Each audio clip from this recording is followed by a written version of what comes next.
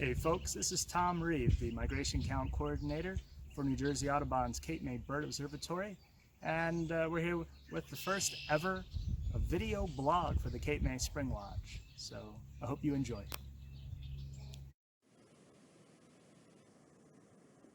Let's kick off our review of the past week with common loon.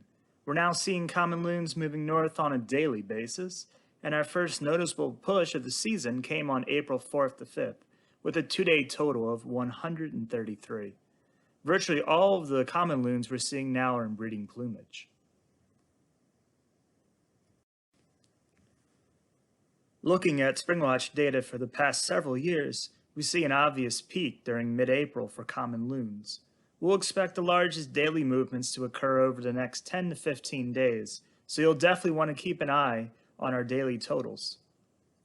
The best conditions for common loon migration here are typically sunny days with a westerly wind.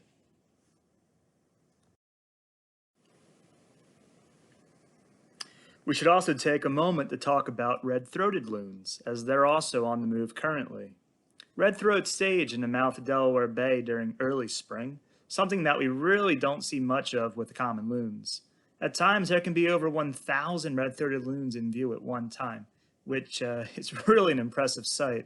But this also makes it really difficult to determine when some individuals are actually migrating or just simply shuttling between great feeding areas. However, in early April, many of these birds will begin to depart, with widely spaced flocks often flying surprisingly high over Cape May Point or Delaware Bay. Unlike common loons, we only see a small number in breeding plumage here. The season's first red-throated loon in breeding plumage was seen on April the 8th. Sticking with water birds, April is also prime time for heron and ibis migration. We've started to see great blue herons, great egrets, and snowy egrets on a regular basis this week, with glossy ibis also getting into the mix in recent days. Our first tricolored herons of the season were seen on April 7th. A nice movement of wading birds on the 5th saw 40 great egrets, 39 great blue herons, 29 snowy egrets, and 18 glossy ibis arrive across the bay from Delaware. We then recorded 104 glossy ibis on April 7th. We're seeing a growing number of osprey around Cape May Point. Some days feature as many as 20 feeding over the Delaware Bay at one time, while we're also seeing a steady procession of active migrants arriving from the southwest and across the mouth of the bay. We typically see the highest number of northbound migrants about March 25th to April 10th, and if you live near a nesting location, you likely have seen one or both members of your local pair back on territory recently. Of course, all of these feeding osprey are attracted by an abundance of fish, and it only makes sense that as osprey have increased, so too have Atlantic bottlenose dolphins. We try to estimate the number of dolphins present on a daily basis, and we tallied close to 100 on April 7th. We look forward to seeing dolphins in numbers through the rest of the season, and of course, we'll hope to see a humpback whale or two in the coming weeks.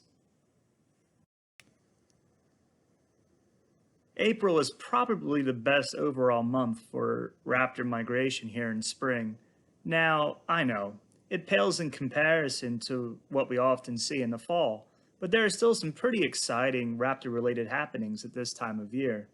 Small falcons featured prominently in the past week, with a nice count of 16 American kestrels on April 3rd, and several merlins, including the one pictured right here.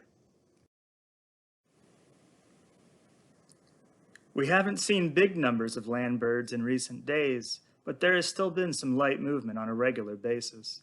Some of the more prominent land birds winging past the Springwatch lately have included blue-gray gnatcatcher, brown-headed cowbird, northern flicker, and golden-crowned kinglet. As we're situated away from any large tract of salt marsh, any boat-tailed grackles we see here, like the one pictured, are presumably migrants. Our monitoring efforts have revealed that late April is likely the best time to see migrating boat-tailed grackles in spring, so we'll expect to see more over the next couple weeks. While rare and unexpected birds are not the focus of our work, they do make for great bonuses and can represent the first signs of range expansions or changes in migration timing. And early indigo bunting was truly a surprise on April 5th and bests our previous Springwatch early mark by 9 days. However, the week's biggest highlight was undoubtedly the 6 cave swallows that moved through on April 7th. We typically think of cave swallow as a bird of late fall here, but our work in the spring is revealing that the species does occur on occasion and is perhaps increasingly expected at this time of year. All right, folks. Well, that'll do it for this week. Thanks so much for tuning in, and thank you so much for your continued support of everything we do here at New Jersey Audubon. Before I sign off, just a couple special thank yous. First, to the Borough of Cape May Point for their continued support and for letting us continue to utilize the count site at Coral Avenue. And of course, to our collaborators and supporters, Larry and Judy Winnie.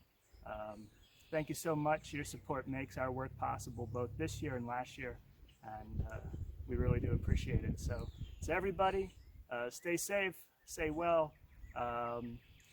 We'll see you again here very soon. Bye-bye.